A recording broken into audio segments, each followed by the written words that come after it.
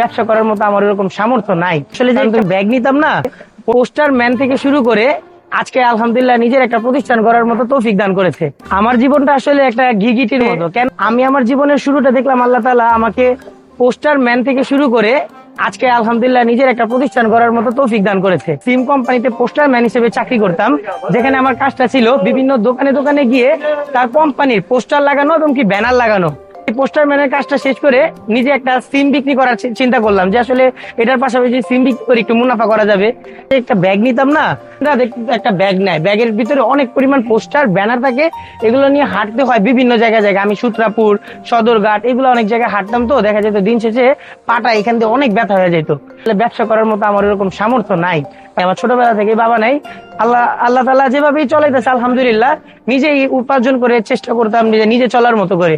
আমার ওয়াইফ আমাকে হেল্প করবে, তো ওরে আমি আবার আমার নিজের যে কাজ করতাম না, এখান থেকে কিছু কিছু টাকা দিতাম। ওর নিজেরও কিছু টাকা ছিল, সেটাও আবার জমা একটা ব্যাংক করেছিল, এটা আবার আমাকে দিয়েছিল যে 50,000 টাকার মতো, যে তুমি এটা দিয়ে শুরু করো। তখন আমি কি করলাম যে কি করব, দোকানটা যে দিব, দোকান দেওয়ার মতো তো জায়গা নেই। তো আমাদের বাসা হচ্ছে মেন রাস্তা, তো মেন রাস্তার উপরে আবার একটা দোকানের পাশে আমাকে দিল যে একটু বসতে, যে তুমি এখানে চাইলে বসে দোকান করতে পারবা। তো আমি সিদ্ধান্ত নিলাম, তো ওই রাস্তার উপরে বসে একটা টেবিল লাগিয়ে তাহলে বিকাশের দোকানটা করব। তো বিকাশের দোকান করার জন্য একটা টেবিল কিনেছিলাম, মনে আছে 700 টাকার মধ্যে একটা টেবিল কিনেছিলাম। টেবিল কেনার পর টেবিল বসাইছিলাম, তারপরে বিকাশ এজেন্টের জন্য অ্যাপ্লাই করেছিলাম। তারপরে আলহামদুলিল্লাহ দেখা গেল কি কাজের ফাঁকে ফাঁকে কাজটা শেষ করে সন্ধ্যার দিকে আবার কাজ বিকাশের দোকান নিয়ে বসতাম। তো এরকম করে আলহামদুলিল্লাহ জীবনটা চলতেছিল। কিন্তু এক সময় কোম্পানি থেকে জেনে গেল যে আমি কাজের পাশাপাশি এই কাজটা করি। তারপরে কোম্পানি থেকে জানালো ভাই এভাবে করা যাবে না, আপনি মাঝে মাঝে কাজের আগেও চলে যান। আমি ব্যবসার জন্য কাজের আগেও চলে আসতাম, যে সত্য কথা। তারপরে বললো যে ঠিক আছে, তুমি একটা কাজ করো, তুমি এখন আপাতত একটা করো, হয় কোম্পানির কাজ করো, না হয় বিকাশের দোকান করো।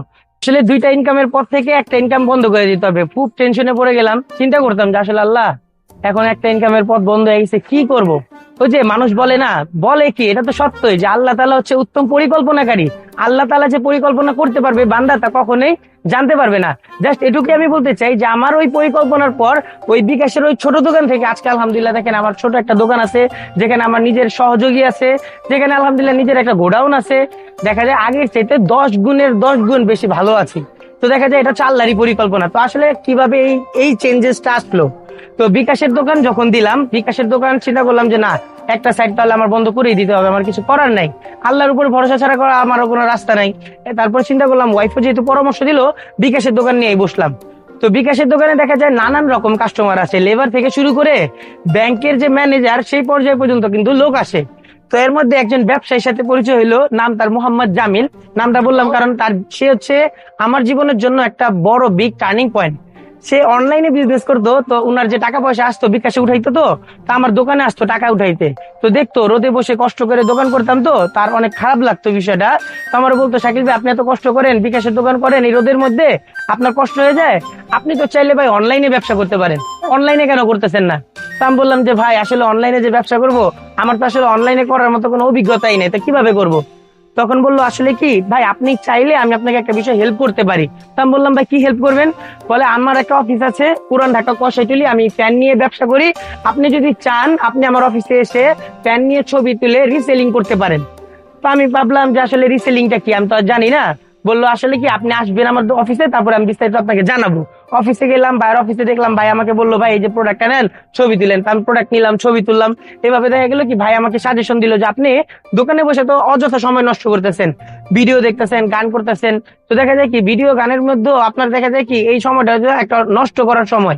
তো আপনি যদি দোকানে বসে যদি এখান থেকে অনলাইনে একটাও অর্ডার পান, সেখান থেকে যদি আপনার 500 টাকাও মুনাফা আসে, এটা কিন্তু কোনো খারাপ কিছু না। তো আমি বললাম ভাই এটা তো কথা সত্য, যদি 500 টাকাও মুনাফা আসে তাহলে কিন্তু খারাপ কিছু না। তা কি করা যায়? তো ভাইয়ের অফিসে যাইতাম, ভাই প্রত্যেকটা ছবি তুলাইতো, এমনকি ভাই আমাকে শিখিয়ে দিছিল কিভাবে বিক্রিটা করতে হয়। বিক্রি করার জন্য বিভিন্ন প্ল্যাটফর্ম আমাকে সাজিয়ে দিছিল, যে ভাই আপনি এই প্ল্যাটফর্ম গুলাতে পোস্ট করলে আপনার কোনো ধরনের ডলার খরচ ছাড়াই আপনি অটোমেটিক্যালি সেল করতে পারবেন। ভাইয়ের পরামর্শ পেয়ে আমি আবার একটু খুশি হলাম। তারপরে কি করলাম, ছবি তুলা, আমার দোকানটা করতাম হলো সকাল 10টা থেকে সন্ধ্যা পর্যন্ত। সন্ধ্যা পর্যন্ত যখন দোকান করতাম, দোকানটা শেষ করে চলে যেতাম ভাইয়ের অফিসে। ভাইয়ের অফিস থেকে ছবি টবি তুলে আইসা বাসায় টানা 1 থেকে 2 ঘন্টা বিভিন্ন গ্রুপে এগুলা প্রচার করতাম।